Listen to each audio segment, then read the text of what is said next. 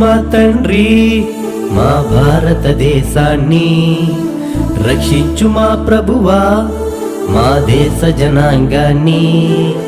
దీవించు మా తండ్రి మా భారతదేశాన్ని, రక్షించు మా ప్రభువా మా దేశ జనాంగాన్ని.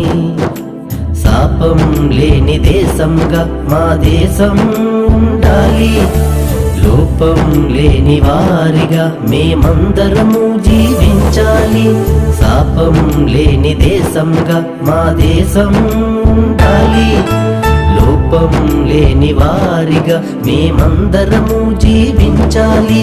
దేశం కోసం బలి అయిపోయిన భక్తుల ప్రయాస గెలవాలి, దేశం కోసం బలి అయిపో